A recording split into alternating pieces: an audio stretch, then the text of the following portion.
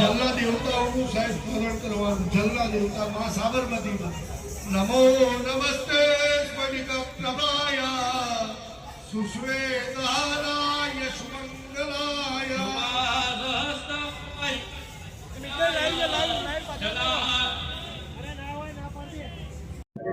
ભગવાન જગન્નાથની રથયાત્રા આખા દેશભરની અંદર નીકળતી હોય છે. ગુજરાતમાં પણ 149મી યાત્રા નીકળશે અમદાવાદ શહેરમાં ભગવાન જગન્નાથના મંદિરથી.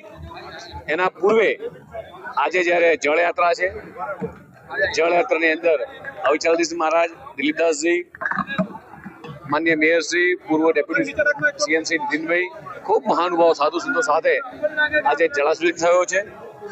પવિત્ર નદી સાબરમતીનું જળ લઈ અને ભગવાન જગન્નાથજીનો જળાભિષેક થશે. પૂજા અર્ચના કરી છે, પ્રાર્થના કરી છે. 16 તારીખે નીકળનારી આ યાત્રા સુખ સુંદર રીતે પરિપૂર્ણ થાય અને રાજ્યના 6.5 કરોડ જનતાનો ભગવાન જગન્નાથ રક્ષા કરે, આ દેશના તમામ જનતાનો ભગવાન રક્ષા કરે તેવી પૂજા અર્ચના કરી છે.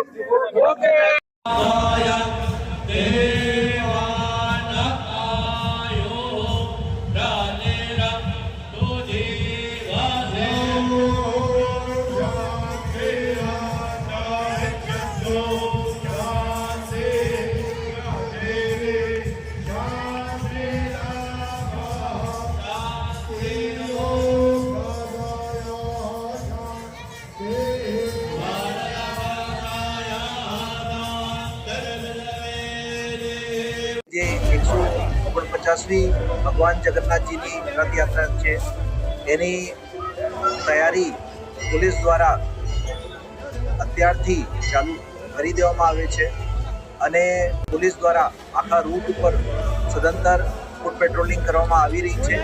એની સાથે સાથે જે આખા રૂટના સીસીટીવી છે એની હેલ્થ તેમજ એની ચકાસણી કરવામાં આવેલ છે અને ક્રાઇમ બ્રાન્ચ દ્વારા પણ ડ્રોન દ્વારા આખા રૂટની ચેકિંગ કરવામાં આવી રહી છે. આપણે આ રસ્તા ઉપર જે કોમ્યુનલ એકતા થાય એના બાબતે બ્લડ ડોનેશન આયોજન કરવાના છે અને આગેવાનો સાથે શાંતિ સમિતિની મિટિંગ કરવાની છે.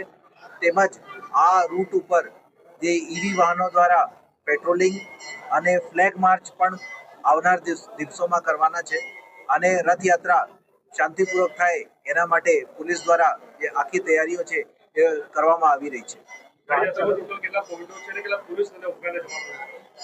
આપણે આવતીકાલની જે જલયાત્રા છે એના પોલીસ બંદોબસ્તમાં 500થી વધારે પોલીસ અધિકારી કર્મચારી લગાડવામાં આવ્યા છે.